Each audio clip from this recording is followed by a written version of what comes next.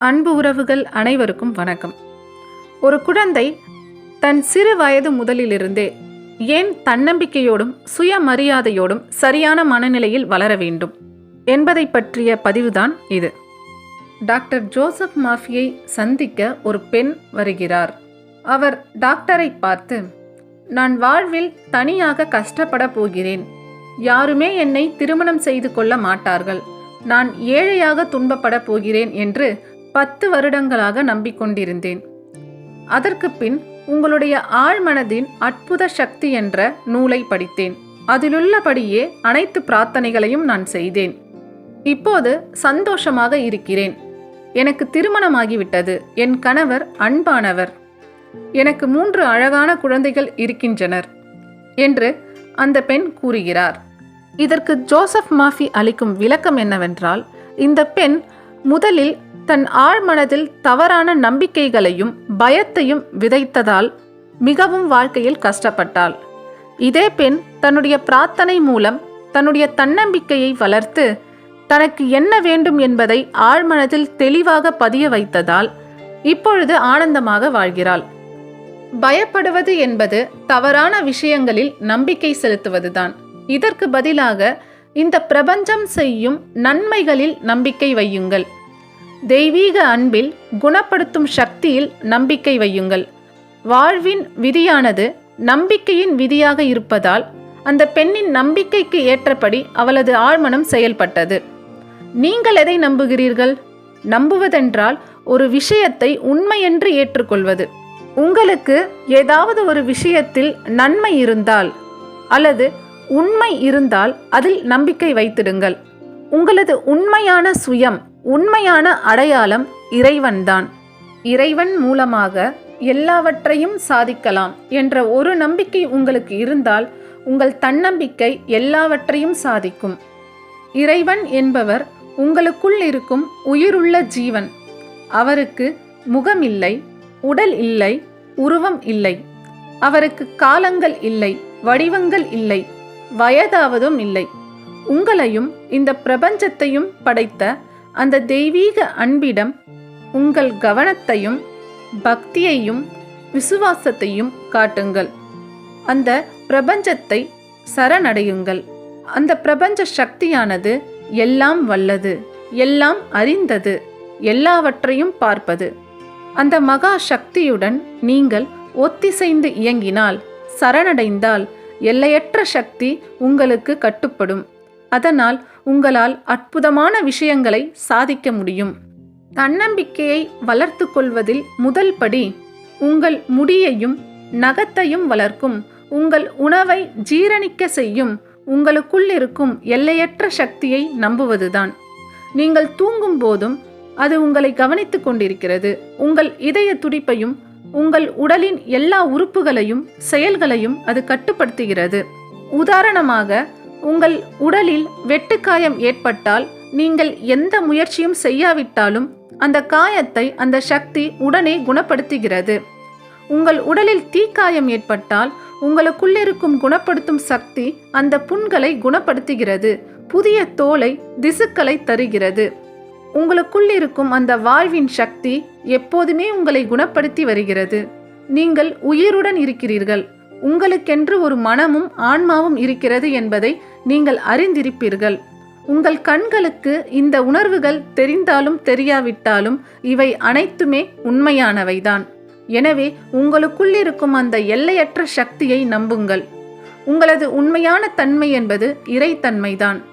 உங்களுக்குள்ளிருக்கும் இந்த வாழும் சக்தி என்றும் பிறந்ததும் இல்லை, இறக்கப் போவதும் இல்லை.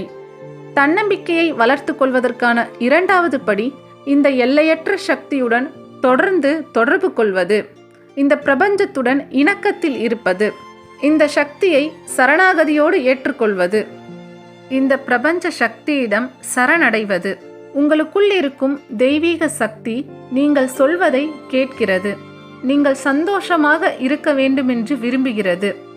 உங்களுக்குள் இருக்கும் அந்த எல்லையற்ற சக்தியை தூண்டிவிடுங்கள். உங்களுக்குள் தூங்கிக் கொண்டிருக்கும் அந்த சக்தியை தட்டி எழுப்புங்கள்.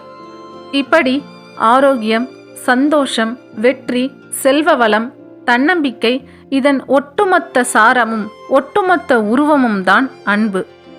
நீங்கள் அன்போடு இருக்கும்போது இந்த அனைத்தையும் பெற்றுவிடுகிறீர்கள். உங்கள் ஆழ்மனதில் அன்போடு முழு நம்பிக்கையோடு நல்ல உணர்வோடு விதைப்பவை உண்மையில் உங்கள் வாழ்வில் நடந்தே தீரும். பக்தி என்பது உங்கள் சுயத்தை, அதாவது உங்கள் உள்ளிருக்கும் ஜீவனை போற்றி வணங்குவதாகும்.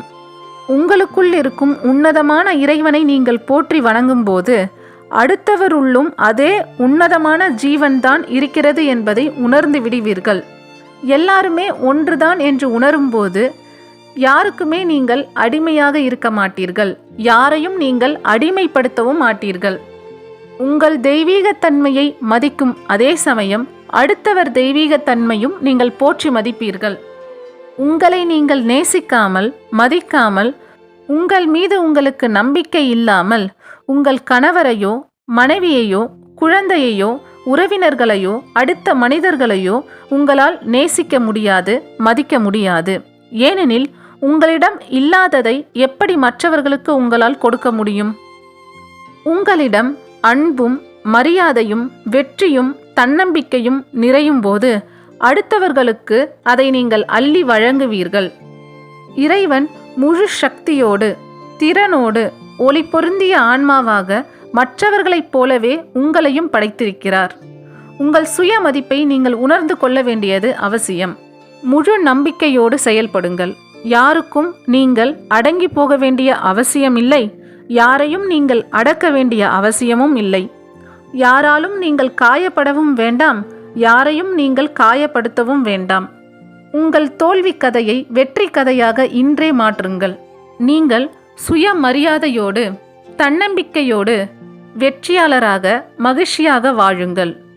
அடுத்தவர்களும் அதே வெற்றிக்கும் மகிழ்ச்சிக்கும் மரியாதைக்கும் தகுதியான ஆன்மாதான் என்பதை உணர்ந்து அவர்களுக்கு உண்டான சுதந்திரத்தை அளித்திடுங்கள். இவ்வாறு நீங்கள் உங்கள் ஆன்மாவில் அன்பை நிரப்பும் போது, இந்த பிரபஞ்சத்தோடு முழு சரணாகதியோடு இணையும் போது உங்கள் ஆழ்மனதில் அசைக்க முடியாத நம்பிக்கை எனும் தீப்பொறி உருவாகிறது. இந்த மகா சக்தியானது உங்களிடமுள்ள தன்னம்பிக்கையையும் சுயமரியாதையும் ஒவ்வொரு கணமும் வளர்த்து கொண்டே இருக்கிறது.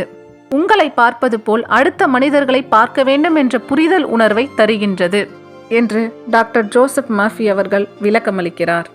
இந்த பதிவை பார்த்து கொண்டிருக்கும் என் அன்பு உறவுகள், நீங்க ஒரு பெற்றோரா இருந்தீங்கன்னா உங்க குழந்தை அடங்கி போறவங்களா இருக்கவும் வேணாம், ஆக்ரோஷமான குணம் கொண்டவர்களா இருக்கவும் வேணாம். அவங்க நடுநிலை தன்மை கொண்ட சரியான மனநிலை கொண்ட அசர்ட்டிவ் பர்சனாலிட்டி பீப்புளா இருக்காங்களான்னு நீங்க செக் பண்ணிக்கோங்க. இந்த சரியான மனநிலையில தான் அவங்களுக்கு சரியான தன்னம்பிக்கை இருக்கும், சரியா செயலாற்றக்கூடிய திறன் இருக்கும். ஏன் இது குழந்தைங்களுக்கு இவ்வளோ முக்கியம்னா, இன்று ஒரு 30-40 வயதில் இருக்கக்கூடிய எல்லாருமே ஒரு நாள் குழந்தையா இருந்திருப்போம். குழந்தை பருவத்தில் நாம் எல்லாருக்குமே பிரபஞ்ச விதிகள் பற்றியும் தன்னம்பிக்கை பற்றியும் சுயமரியாதை பற்றியும் போதுமான அறிவு கிடைத்திருந்தால், சரியான மனநிலையில் வளரும் சூழல் கிடைத்திருந்தால், இப்போ இருக்க லைஃப்பை விட எல்லாருக்குமே ஒரு பெட்டரான லைஃப் கண்டிப்பாக அமைஞ்சிருக்கும். இன்றைய குழந்தைகள் தான் நாளைய சமுதாயம். சரியான விதைகளை இன்னைக்கு நாம் நம்ம குழந்தைகிட்ட விதைச்சோம்னா நம் நாளைய தலைமுறை மனிதர்கள் ஒவ்வொருத்தவரும் சரித்திரம் படைக்கக்கூடிய கதாநாயகர்களாக இருப்பாங்க. எனவே நம் குழந்தைகளிடம் நல்லதை விதைப்போம், இன்றே விதைப்போம் என கூறி விடை பெறுகிறேன். நன்றி.